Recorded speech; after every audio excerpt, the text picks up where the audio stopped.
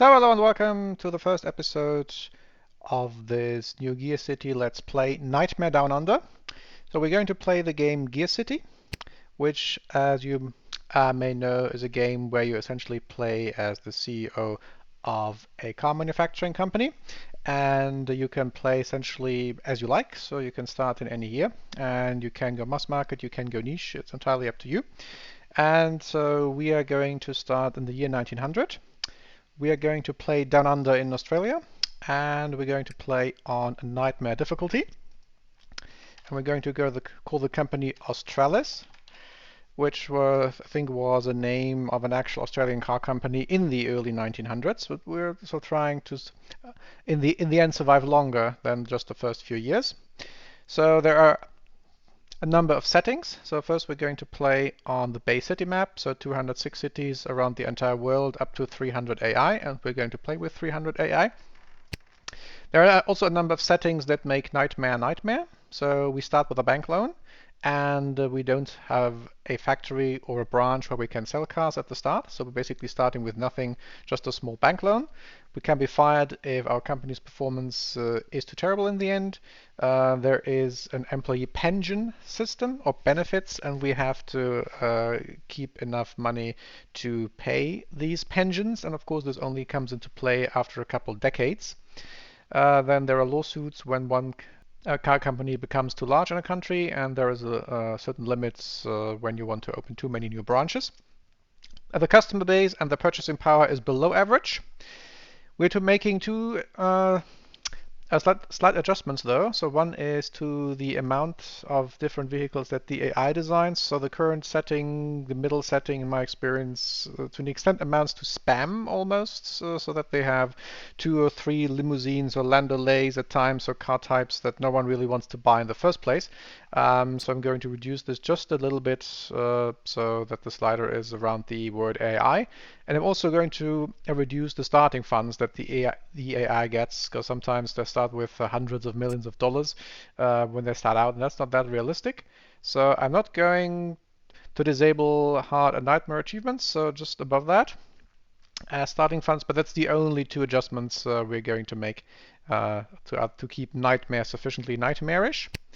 There are a couple more settings. So one thing is when you do research and development of cars, and the game shows you how good your car is going to be in a number of areas, then you don't get one number, what the car or the components such as an engine or a chassis is going to be, just a rather wide range of how good it's going to be.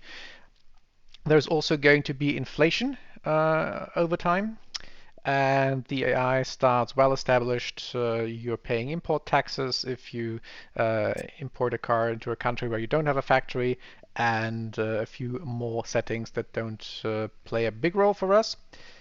There is one thing that will play a big role for us, and that's we start out with essentially no skills or image. So imagine in the year 1900, we have heard of this weird idea of the horseless carriage, and we want to see whether people will actually be interested in that or whether it's just a small fad. But we have no idea how to build those horseless carriages. So we start with everything on skill 1, and then the skill will rise once we develop things. So that's going to be our settings.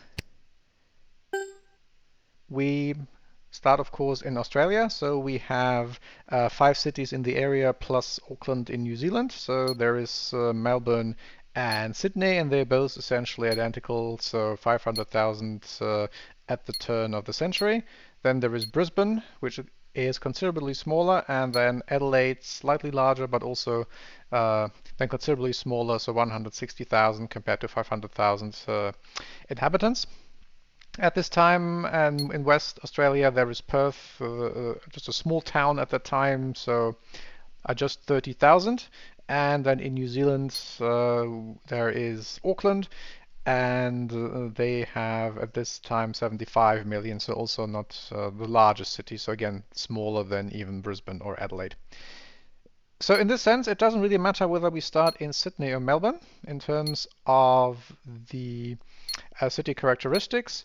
One other factor that especially early on plays a role is the distribution costs to other cities. But again, we have one city nearby and one other far away. And then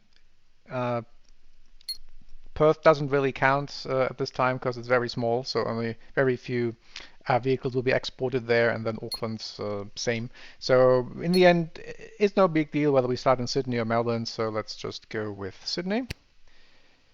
So we're going to call the company Australis, as I said, and then we can pick a logo. It doesn't really matter. We're not actually going to see that logo many times. Because I think only when you look at your stock market. So let's pick this one with the stars, similar to the Australian flag. And we're playing with all 300 AI companies. So we start out with a cash of 720,000, but it's actually a bank loan over 84 months. So we're going to pay back about $8,500 per month. And we don't have anything.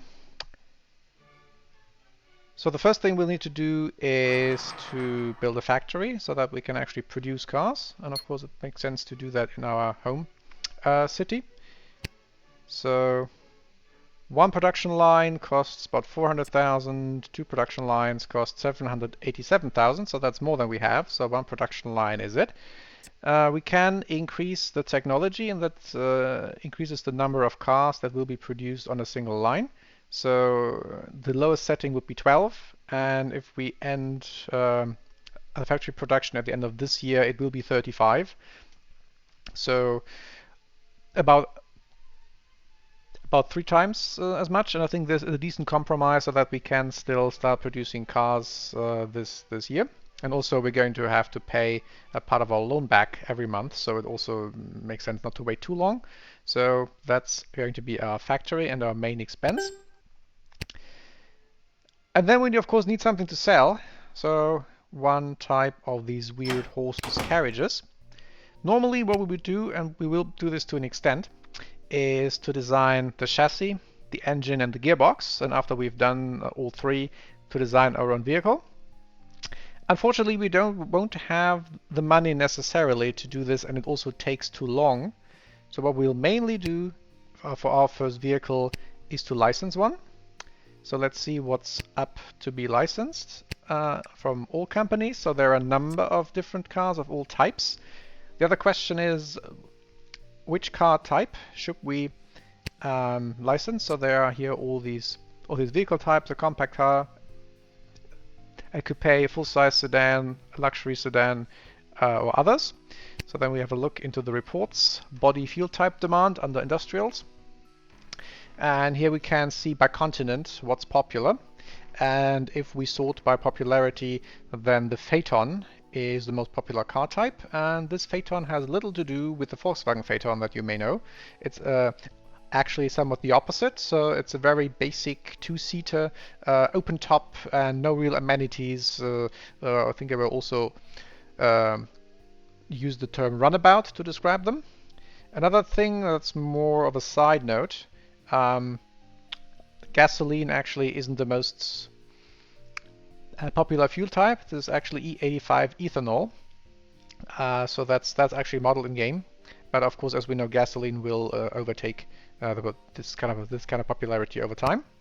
So then we look: are there Phaetons for license? Actually, a fair number of them. So what to choose?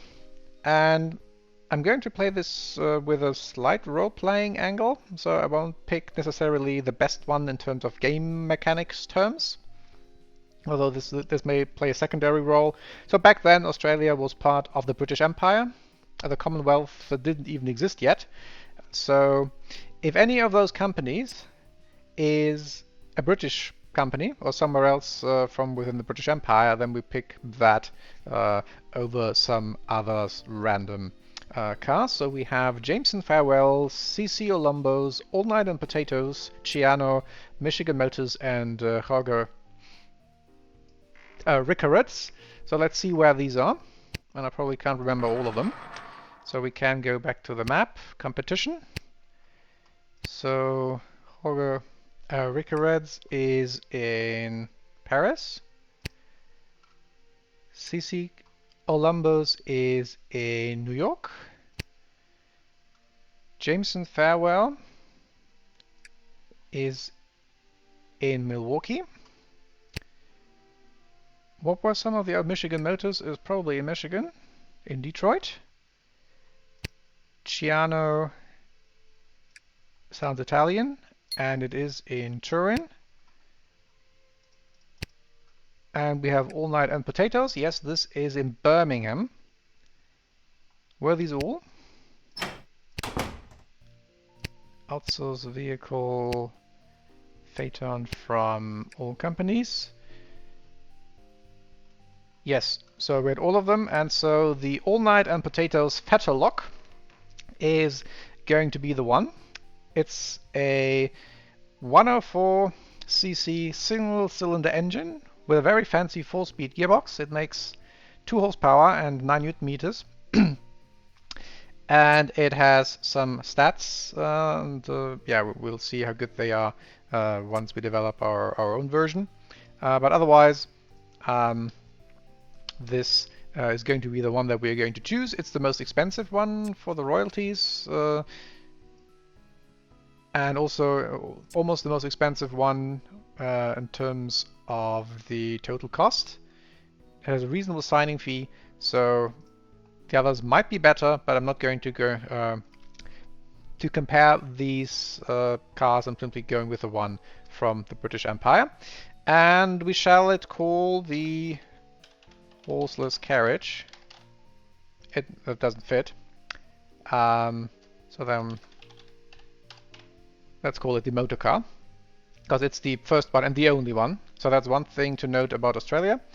But we don't start with competition here, so it's arguably one of the easier ways of starting out. But at the same time, the market is very limited, so there is always some pro or con. Otherwise, that's the car we are going to license, so that we have something to manufacture. Okay.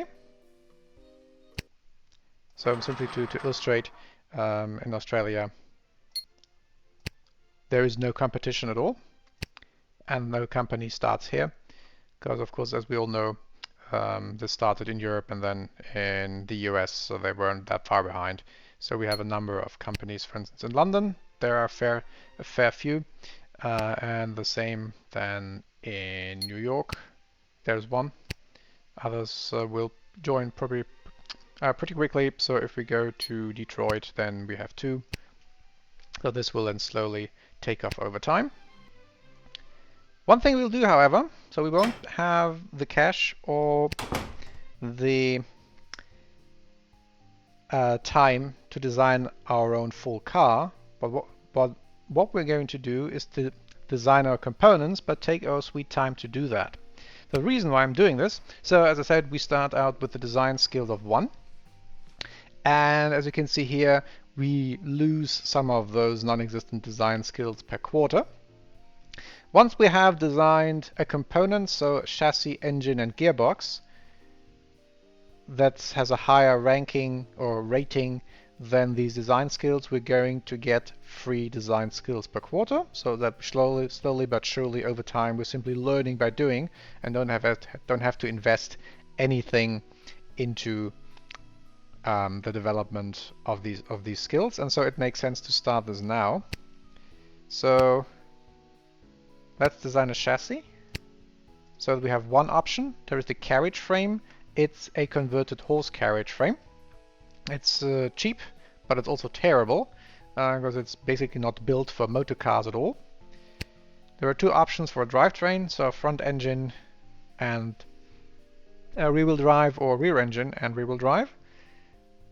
So if we look, if we compare things, we see that rear engine rear-wheel drive has a weight advantage, but it's more expensive to design and manufacture, and costs are about the same, and the performance is slightly better for front engine rear-wheel drive, so we're going with this because it's the cheapest.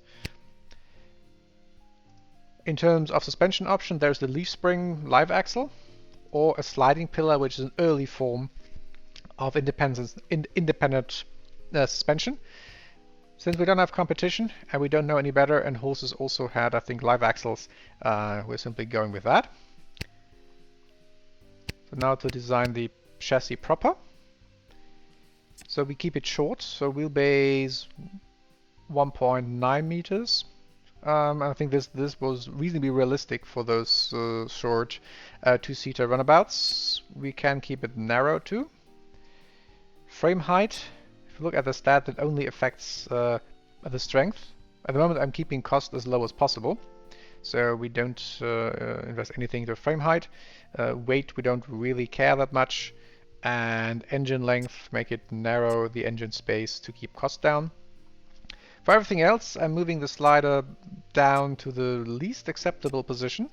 So if we go put the slider to a minimum and do that too often for too many sliders, we're going to end up with a penalty, which essentially means that this level of quality is beyond what is barely acceptable, whereas this is essentially the level that's barely acceptable for the customers. It's not good, but it wouldn't get any extra penalties on top of just being not good.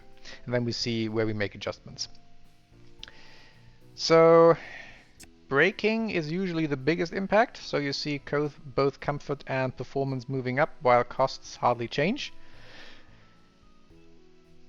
What other things matter? So we can look at the estimation for a Phaeton, and here the yellow stars are the interesting thing, so that's the different types of stats that actually matter.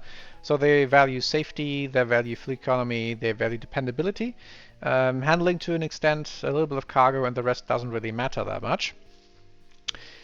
So we don't look at the rest. That's something we can do once we have designed more things. Here it's just to get an idea what's important, so dependability is important. On the other hand, if we increase dependability, we also increase the manufacturing requirements, and that means we can make less cars on the same production line, and production capacity is going to be our biggest limitation at the start, so I'm not worrying about durability. So braking makes sense. Then stability, we trade comfort for performance. Costs hardly increase either. So although they don't really care that much about comfort, they care a little bit about handling, so we can increase performance as well. And then some more design performance, which is the weaker lever. And that will do something as long as we get 6 months. And then we slow down development pace as far as we can, because then we get a very low project cost. So if you do this as a side project, as a hobby, essentially over a year, so we got the plans for the licensed car. We're not going to start manufacturing it yet, but we're only paying the royalties once we actually sell cars, so that's fine. And now we're trying to imitate essentially what these have been doing and try to come up with our own. So I'm putting performance slightly higher than stability, because that's what actually matters more, though comfort certainly isn't wrong to have. Otherwise, this looks like a good first chassis. So it's small, it's narrow, and it's okay in terms of these key stats. Dependability isn't too bad either. And it's a very low project cost, and that's going to be the biggest factor, that we don't run too much into debt, but at the same time that the stats or the skills rather for designing start building. Okay, so this is a chassis with a 1.9 meter wheelbase, and it's a carriage frame, and it's the first one, and it takes 12 months to design. So we can just start designing our own car in the month after we've started selling the licensed car, after the factory is ready. We can see now we're getting an increase in design skills, so basically we're learning as we go. So let's design an engine as well. We have two options: a single cylinder gasoline engine or a steam engine. So let's design a steam engine, or not, because it doesn't have useful stats enough length with weight, and it's also even more important, not that popular. So at the moment steam or water as the fuel has the current popularity of 6.5%. So steam cars historically had the big weakness that they needed a tens of minutes to warm up, and there's also, of course, the slight fire hazard, so that's why we don't drive steam cars these days. So we have to go with a single cylinder gasoline engine, which has a single cylinder. We can use gasoline or ethanol, but as we know, gasoline won out over time, and if we look at the stats, then E85 is actually worse in many regards at the moment, except the popularity, so it's the more popular fuel. And you could probably actually get away with building ethanol cars for the first years or so, but we're going with something that will stay over time. We're not going to build a two-stroke engine, so we're going with the L-head, or also called the flathead, which is the only other option of a four-stroke engine, and then make it naturally aspirated because we don't have any other choice, and we wouldn't do anything else, or wouldn't want to do anything else anyway. One thing I like to do, and so we have to do this all over again, is to go for a superlative just because I can. So what a magazine says shows the longest car, the shortest car, the heaviest, the lightest, and also for engine, the largest, the smallest, the highest horsepower, etc. And one record that will probably stay till the very end is the smallest engine. So the current smallest engine is an 87cc. So let's be smaller than that. So let's design an engine, single cylinder, gasoline, flathead, naturally aspirated. It's also what our licensed car has, so we would have one, or the plans for one working engine, or maybe they sent a car along handy. So how small do we want to go? So the one is 87, so let's go maybe below 80. So something like this, where we are slightly under square. We can play around with over square, under square afterwards, see what matters. So we make it long, wide, heavy to save cost. With the other values, let's just again start with the low sliders and then work our way up. And no focus on performance, no focus on fuel economy, no focus on dependability. So we're seeing, if we look at the stats, one warning, smoothness. And that's going to be the single cylinder, because there is no balance. If it goes up and down or left or right, depending on how you align the engine, then you get a pretty hefty rocking maneuver, especially if it happens 542 times or more per minute. So we have to go with some technology and component quality to make the warning go away. So even here is this range, so we don't know where this number will end, although that the warning is away. Now this means it's not going to be 0 in terms of smoothness, but it's still going to be terrible because that's a single cylinder engine. It also has to fit our chassis, but that shouldn't be a problem. And so we want to make at least 1 horsepower. Torque doesn't do anything. We can make 2, and I think it makes sense to make 2 horsepower. Can we do something in terms of fuel economy? Nope. This immediately kills the power.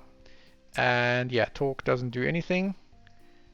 2 horsepower is more than 1, so we can claim we make 2 horsepower. So and a fuel economy of 5.1. Let's see whether going under square or over square changes anything. I think many engines back then were pretty under square. Yep, so we can actually have much lower revolutions with this under square engine, so that's actually very nice. So torque does... We could go for 9 newtons of torque, but that makes the engine much more expensive. If we go fuel economy very low, then 2 horsepower... No, it's still up here. Sorry, I was looking for the wrong thing, so it's 2. So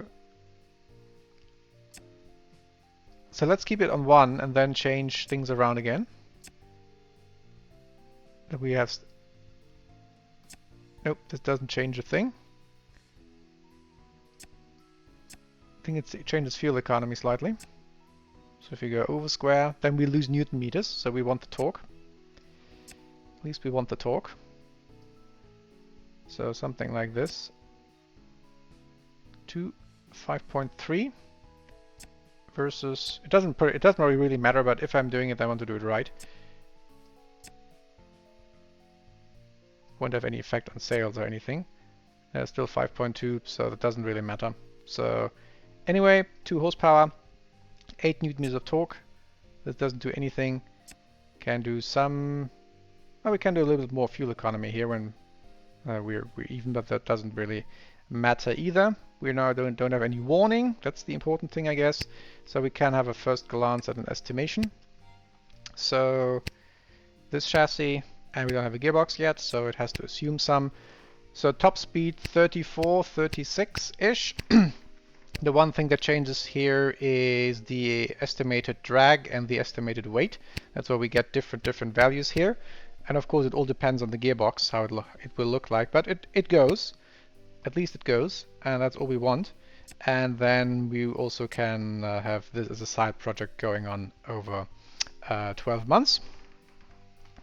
And also doesn't cost us a thing, simply trying to develop our own engine based on what we have as an example from the licensed one. So that's our fiction in our head.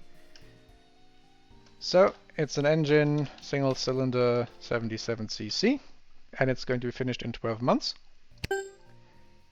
So all we need is a gearbox. So there's only the non-synchronized. Let's pick a 2-speed. No reverse gear, nothing fancy. Its car is light enough that we can simply push things, because a reverse gear adds something like $25 to the design, and that's in the early stages quite a bit. So it always makes sense in the early times to go for low-end gearing. We don't need that much maximum torque. Here we also go with the lower slider settings.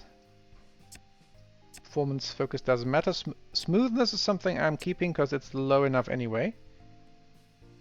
So these old gearboxes were pretty difficult to operate, and that's then reflected in here. So let's give another estimation. Chassis and engine 38, and now we can tune for top speed, whether this makes any difference. This is 41, so 37 to 41. We go higher, 39 to 36 to 40, so lower. Here we have 36 to 39, so somewhere in the middle is probably a sweet spot. 40, so we can make it even a bit longer. Yep, 37 to 41 is the best that we can do. So that's going to be our gearbox, and again we can let us take some sweet time. So 12 months for the gearbox. Also doesn't cost anything basically, and that's transmission, 2 gears, non-synchronized.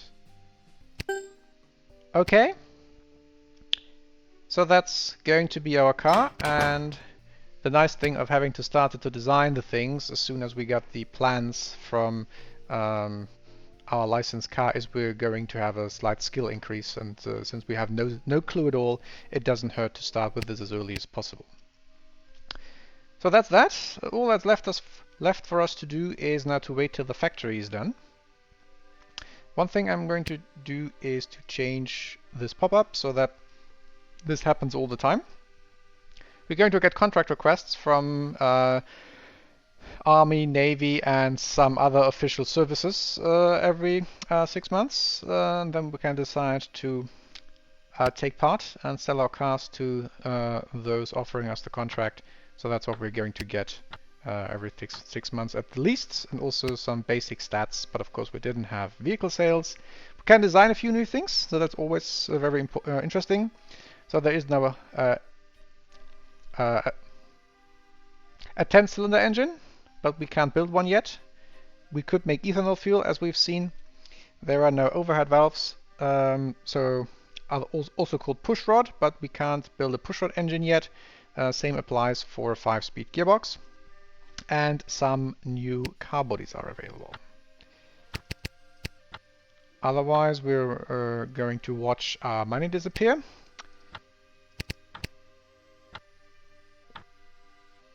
So the factory is going to be built. Contract requests every 6 months. At the moment we don't care. And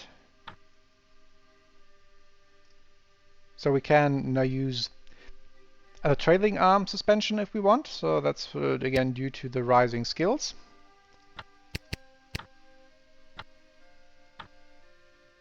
So end of the year. We still have some money left. 112,000. Factory construction completed. New contract requests, we don't care. And the first racing series end, because as soon as there were cars, then people wanted to race them. So, factory construction complete. So what we can do is to put our motor car into production. All 37 of them. We have to open branches to sell them. So, for start, one in Sydney, of course.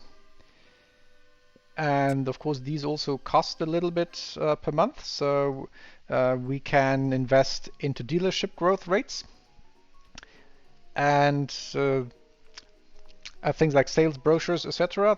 So that's the sales resources, and here I'm not worried too much about dealerships. They're going to be useful later to be better than the competition. The sales resources I think actually matter even now, so I'm going to invest a little bit into them, but not too much, so to keep costs low. So one in Sydney, the largest city, and one in Melbourne, the second largest city, almost the same size, almost the same cost, so same thing. And we want to sell our, how many were they? 37 cars, so 18 in each. So here we can get an estimation, and for this price we would sell 56 alone in Sydney. So these are the maximum customers, and not everyone buys a car. And of course they would also buy from the competition, but as long as we don't have a competition, this is actually pretty useful to sort of roughly guess how many cars we're going to sell. So we can sell for a much higher price. And the supply is limited, so 26 maximum customers. So here is where this final dip takes place. So we can 23, 18.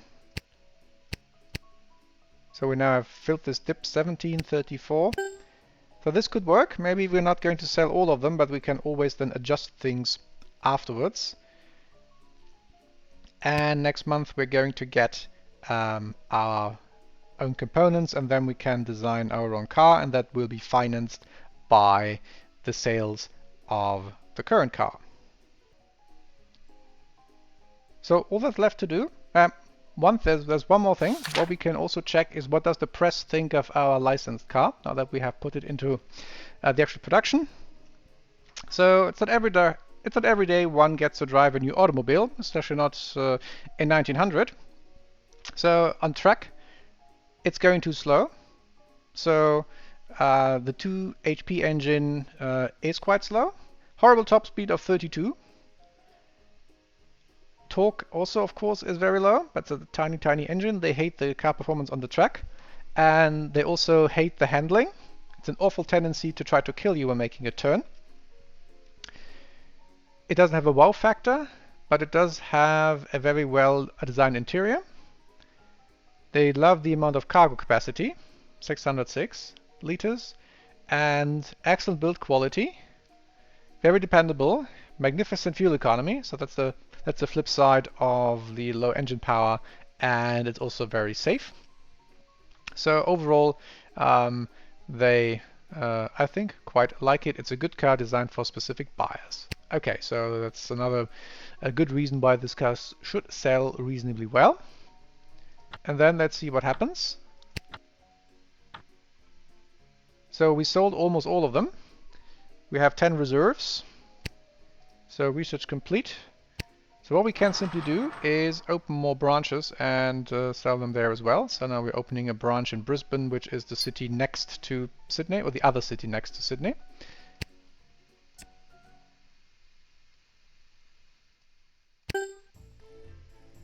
And put it on sale. One other thing we can do, we don't have to do, is to do marketing, because not much, there is no competition, but I think it's not unrealistic to assume they would put at least some newspaper ads. Here is this new horseless carriage, just try it out. So then let's design our first own car so that we don't have to pay royalties, and maybe we can also be cheaper. So the current one costs $700 just in material. So we design a vehicle, select the Phaeton, our own chassis, our very own engine, and our own gearbox. And we pick a body. So there are a number of different looks. But this is probably has a wheelbase that's too wide. In pure game mechanics, that doesn't really matter. So these bodies are just for looks. For cargo space and for the drag coefficient. So these are used to calculate stats and the weight to an extent. But otherwise, the wheelbase doesn't matter. But that's one of the extra things I'm going to be adding in this Let's Play, that at least things should roughly make sense. So this would be one that would make sense. 381. What I want to start out with to keep things simple, so here are a couple more that are too long, and someone that's quite odd having this huge stuff at the front. What I want to start out with though is this tiny thing. So because at least we get a top speed of 40 due to a reasonably low drag coefficient. So that's what I'm going to be using for the car body. Can always change it in a revision. Otherwise, we're doing what we've always been doing so far, starting with the least acceptable quality and then work our way up to which extent this is necessary. So we see from the duration, it's going to take a while, and also it's going to be quite expensive. So that's why it is useful. Or we wouldn't have been able to afford that, because if we had started this project, A, it wouldn't be ready now, and B, we would, when it's finished, then definitely in the red. And you can't be in the red for too long, and no one would loan us anything more. Male demographic, because at that time men were the ones buying cars. Upper middle class, I think, is reasonable. As we saw in the graph where we had the customers, we're going to sell more to the upper crust, and that's, I think, realistic. Those were the ones, and the wealthy and ultra wealthy who had these toys at first, and then they became useful for sort of work vehicles that you could sort of drive somewhere. Market demographic always goes too low, at least in these early times, because it sometimes makes things worse in the specific ranking for some reason. So the overall ranking is an absolute score, and the specific ranking takes into account what's important for the target demographic and the car type. So for male, upper middle class buyers in the age bracket of 35 to 55, these things matter. And for other demographics, let's pick female, less than 25, we get a different set of demographics, and they would be even different if they were of the lower middle class or the ultra wealthy class, so they especially are after quality. I think this gives a sales bonus or something, and simply, and also then this ranking that we designed for a main target group. Okay, everything else goes down, so I suspect dependability is something that's worth increasing. Yes, so overall and specific increase, and same here. Don't want to go too overboard in making things better, since we also want to have a project that's finished reasonably quickly and not too expensive. So what else? Cargo. And these sliders work in a way that early increases don't cost that much extra. No, cargo, here, okay. But then in the last sort of quarter of each range, then things get much more expensive. I suspect safety is something that's of interest. 32, 21 overall, 32, very good. And the like handling, so 33. And a little bit of extra interior quality, so that we have the material cost of 520. The other sliders, we can't reduce them without losing score. So even though I'm getting the range, I'm always going with the lower threshold, that I have something to work with, even though we won't get that lower threshold, hopefully. We will get something higher. but it doesn't matter. It's simply something how I can gauge whether there's something actually makes a difference. Because if we would, for instance, I would suspect go for luxury, this doesn't do anything to any score. It increases the luxury score, but not it doesn't matter for the ultimate outcome. So that's why we can keep it at the lowest acceptable level of quality. And manufacturing requirements, yeah, so it's the lowest that we can get. So 21. So material cost 518 compared to the current one 693. So we're going to be about $200 cheaper, plus we don't have to pay any royalties to ourselves. For duration, 10 months for 244, 11 months for 168. I'm going with 11 months because I would assume we can make that amount of money. I'm not sure whether going for 10 months we actually can make 140,000 in this year. And doesn't matter how long things take exactly at this point. I'd rather be on the safe side. And oh yeah, different target group, so I hope these sliders are still fine. Looks like. Yep, so that didn't really change anything substantially. 515, so a minor change. And I think we forgot 22. So same number actually. Okay, so that's going to be our first own car. And we call it the 2 because it has 2 seats, 2 horsepower. We can have a look at our final stats. So top speed of 40, fuel consumption of 11.2, and our engine has 2 horsepower and makes 8 newton meters of torque. And we can fit 2 people in our Phaeton. So that's going to be it. So 2 seats, 2 horsepower, second car. And this naming convention was, I think, common back then, so that the number of horsepowers especially made the name of the car. Sometimes the physical horsepower, but that's a bit A, too complicated for us, and B, the game doesn't model this sort of tax aspect of car design. So we simply go with 2, keep it simple, and that's going to be our very first own car, and it's going to be finished at the end of this year. Alright, so we opened a new branch. We're keeping the price as it is because we have some spare cash left. It doesn't matter if we are stocking up slightly on reserves. We'll be able to sell them eventually. So yeah, and now we are already selling more than we're going to produce, and we have a positive cash flow. So that's great. There is not a swing axle component, but we can't design it yet. So the thing we're now looking for is more money, that we can produce more cars, because we can easily sell more cars. No one will loan us anything. We can't issue bonds, because we still have basically just a lot of loans. 600,000 is left. No cash balance, or hardly any cash balance, and otherwise we're not making that much each month. But we can go public.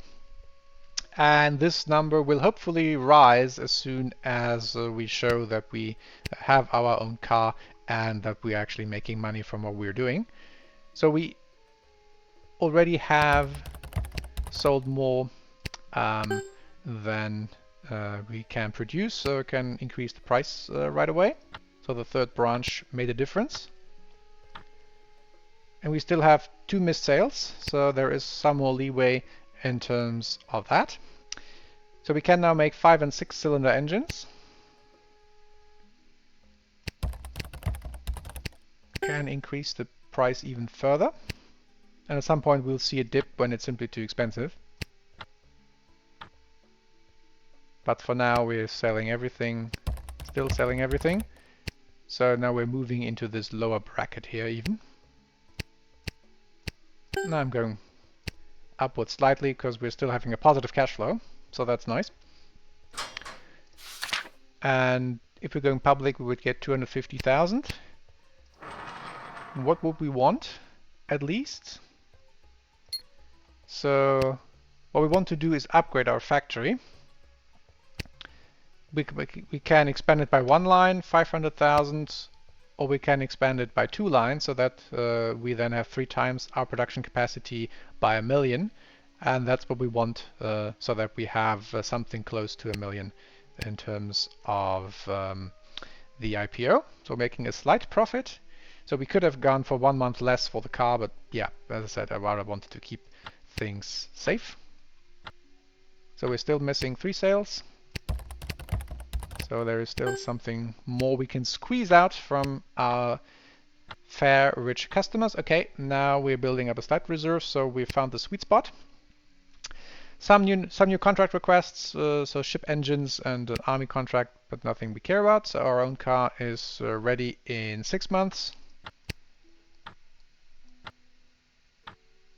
So we're not selling everything at the moment, but that's fine.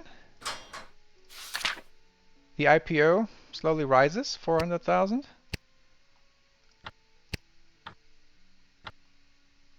Now we sold everything, so we can keep things stable.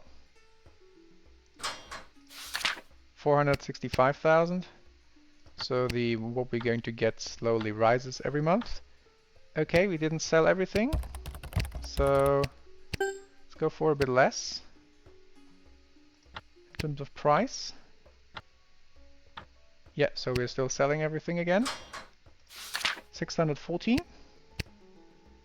2 months till our own car is ready. So now we're slowly selling off our reserves of the motor car.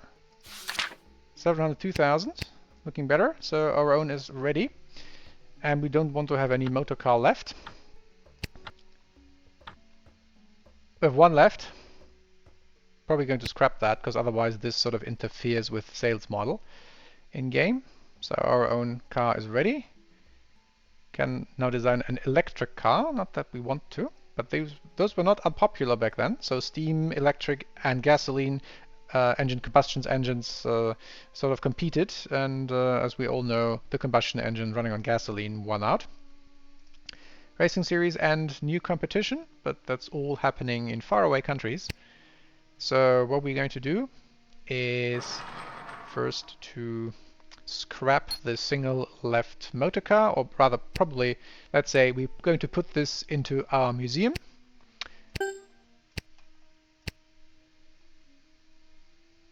We put our own one into production, so we could make 37 of the motor car. We can make 41 of our own, so we have less manufacturing requirements. Probably we can, or we have to sell it for a bit less, or not. So in terms, if we compare, the other one is better in terms of type rating, and much better in terms of the overall rating, but type rating is the one that matters. So if we compare the sales figures, then yeah, in terms of buyer rating, the other one is of course better. But of course that doesn't really matter. So since we can simply remove the motor car from the market. So it was nice knowing you. We can see what the press thinks about our own car. So we have released a new Phaeton called the 2, and we'll be able to cash in on our success should you buy one. And it's a respectable 2 horsepower engine. So they like the top speed of 40 instead of the other's top speed of, I think, 36 it was. Still the torque is pretty weak, and it's still a death trap in terms of handling. It's a definition of basic transportation, seals feeling like they are chiseled out of concrete. What features? The cargo space is pretty low. The build quality is terrible because everything falls off. It's a disposable car, it breaks after use. It has astonishing fuel economy, thanks to the smallest engine in the world. We can actually check that. And we don't value health or life of our drivers. So it's one thing you should be avoiding. So it's a bit of a Phaeton from Wish. But that's all we could do with our horrible skills, and then trying to imitate the one we licensed. But it's going to be much cheaper to build. And so that's fine. So superlatives. So yes, we have the smallest engine, and also we have the lightest car, and that may also be another record that will stand the test of time. 453 kilograms. So that's nice. We made our mark on history. Let's give an estimation now that we have removed the other one from sales. How much are we going to sell? So 27 here for this price, and we're making 41. So could work. So these estimations are always a bit of a guesswork thing. So looking at the time, I think it makes sense to find out whether this works or not in the next episode. Let's do the final check in IPO. So we are almost ready, as long as we turn a profit in the future as well, that we can go public and start expanding our factory. So that's then two things that will happen in the next episode. Hope you all stay tuned for that. So one is we're going to expand our production capability, and we're going to sell our very own car. So I hope this was interesting here, how to start on Nightmare, albeit with the more easier starts down under in Australia. And see you again for the next episode.